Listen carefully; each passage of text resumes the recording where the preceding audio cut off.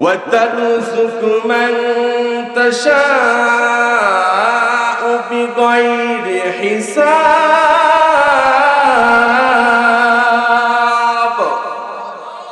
আল্লাহ রাব্বুল আলামিন যাকে ইচ্ছা তাকে রিজিক শুধু রিজিক দেয় এমনটি নয়, আল্লাহ তাআলা বেহিসাব রিজিকের বন্দোবস্ত বান্দার জন্য করে দেয়। সুবহানাল্লাহ বলে।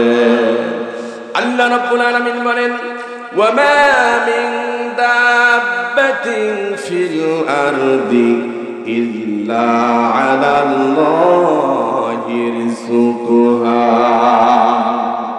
আল্লাহ তাআলা পৃথিবীতে যত মাখলুকাত প্রেরণ করেছেন, যত মানুষ প্রেরণ করেছেন, যত অন্যান্য মাখলুকাত পৃথিবীতে প্রেরণ করেছেন, যারা বিচরণ করে প্রত্যেকজন, প্রত্যেক মানুষ, প্রত্যেকটি প্রাণীর খাবারের বন্দোবস্ত দায়িত্ব কার?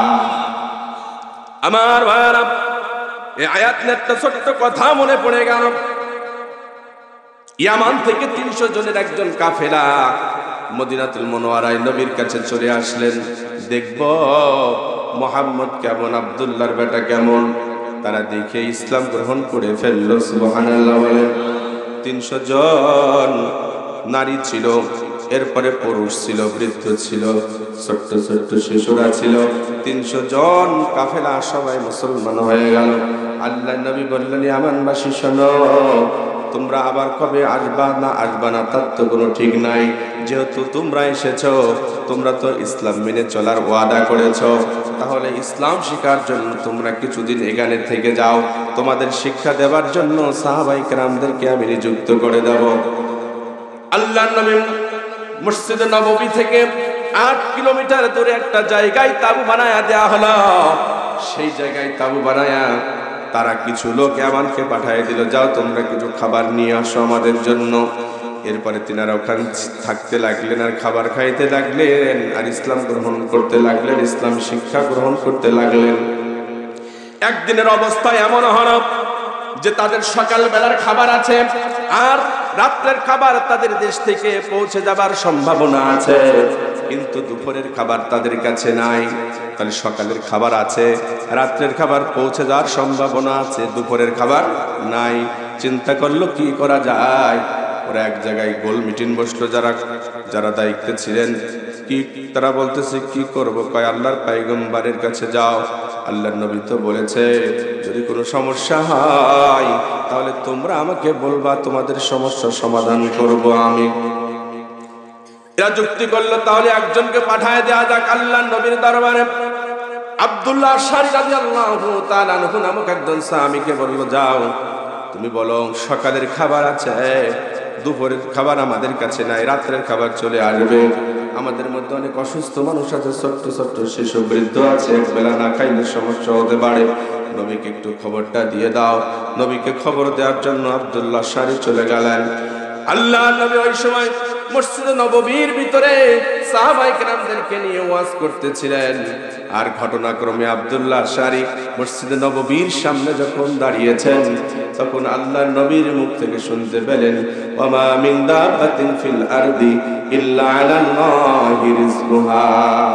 নবী ওয়াজ করছেন সাহাবায়ে কেরামদেরকে নিয়ে, হে সাহাবায়ে কেরামরা, রিজিক দেবার মালিক কে? আল্লাহ। ওয়াজ করতেছেন। আব্দুল্লাহ আশআরী চিন্তা করলো, আমি এসেছি নবীর কাছে খাবারের জন্য, আর সেই নবী ওয়াজ করতেছেন খাবার দেওয়ার মালিককে। তাহলে নবীকে বলে লাভ কি? আসল মালিককে একটু বলে যায়। সুবহানাল্লাহ বলবেন। মসজিদ নববীর ভিতর ঢুকলেন না, রিটার্ন করলেন। একটি বাগানের মধ্যে দাঁড়িয়ে দুইটি হাত উপরের দিকে তুলে দোয়া করতেছেন, রব্বুল আলামিন, আমি এসেছিলাম খাবারের জন্য, তোমার নবীকে বলবো বলে, কিন্তু তোমার নবী তো প্রকাশ করছে তুমি নাকি রিজিকের মালিক। আল্লাহ তাআলা, ইয়ামান থেকে আমরা 300 জন মানুষ এসেছি, সকালের খাবার আছে, রাত্রের খাবার পৌঁছে যেতে পারে, কিন্তু দুপুরের খাবার নাই। আল্লাহ তুমি তো রাজ্জাক, তুমি তো রিজিক দাতা, তুমি তো রিজিক দাও। তোমার নবী বলেছেন, আমি বিশ্বাস করে তোমার কাছে আমি কথাটা বলে চলে গেলাম। কমপ্লিট করেছে মুনাজাত। আব্দুল্লাহ আশআরী চলে গিয়েছে, যাবার পরে অপেক্ষা করতেছে, সবারে বলতেছে, আব্দুল্লাহ আশআরী তুমি বলেছো তো? কই যেখানে বলার দরকার সেই জায়গায় বলে এসেছি। সুবহানাল্লাহ। মিথ্যা কথা বললেন না। যে জায়গায় বলার দরকার আসল জায়গায় বলে এসেছে। আব্দুল্লাহ আশআরী চুপ করে রয়েছেন, চিন্তা করতেছেন কি হবে না হবে। এক পর্যায়ে জোহরের নামাজের সময় হয়ে গেল, নামাজ সবাই পড়ে নিলেন, সবাই খাদ্যের জন্য অপেক্ষমান। হঠাৎ করে দেখতে পেলেন একজন যুবকের মাথার উপর একটা খানসা ভর্তি করে নিয়ে চলে এসেছে। দেখে ওই খানসা ভর্তি অনেকগুলো সুন্দর সুন্দর রুটিতে পরিপূর্ণ। আরেকজন যুবক চলে এসেছে, তার মাথার উপর আরেকটা পাতিলা, তার মধ্যে দেখে যে গোশতগুলো ভুনা করে তৈরি করা। এদিকে ওরা জিজ্ঞাসা করার সময় পায় নাই। ওরা সবাই 100-300 জন যে মানুষ বসে আছে লাইন দিয়ে, তাদের মধ্যে রুটি আর গোশত ভাগ করে দিয়ে তৃপ্তি সহকারে খেয়েছে। খাবার পরে এখনো কিছু রুটি, এখনো কিছু খাবার বেঁচে আছে। ওদের মধ্যে যিনি প্রতিনিধি দলের নেতা ছিলেন, তিনি বললেন, দেখো রাসূলের কাছে তো আমরা বলেছি শুধু দুপুরের খাবারের কথা, দুপুরের খাবার আমাদের মিটে গেছে, এখন বাকি খাদ্যগুলো দিয়ে দিতে হবে। তো যেই দুইজন নিয়ে এসেছিল তারা কই?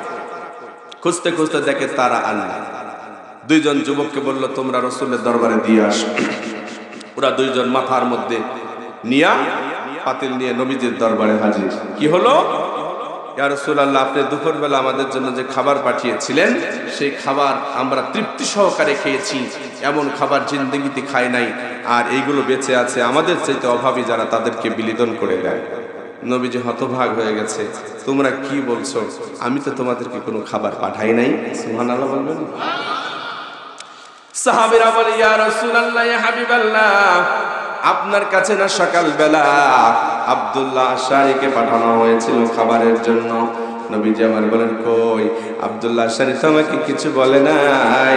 কই আব্দুল্লাহ আশআরীকে ডাকা হোক। আব্দুল্লাহ আশআরীকে ডাকা হলো। আব্দুল্লাহ আশআরীকে ডেকে বলছে, আব্দুল্লাহ রে, তুমি কি খাবারের কথা আল্লাহর নবীকে বলো নাই?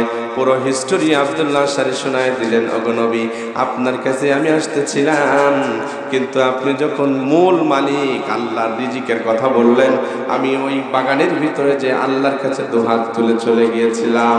আল্লাহর নবী বললেন, সাহাবায়ে কেরামরা জানো না, এই খাবারগুলো আমার পক্ষ থেকে না, এই খাবারগুলো তোমরা যে দুইজন যুবককে দেখেছ, এই দুইজন যুবক আল্লাহর ফেরেশতা মানুষ বেশে এসে তোমাদেরকে খাবার দিয়ে চলে গেছে। বলেন তো, খাবার দেওয়ার মালিক কে? রিজিকের মালিক কে?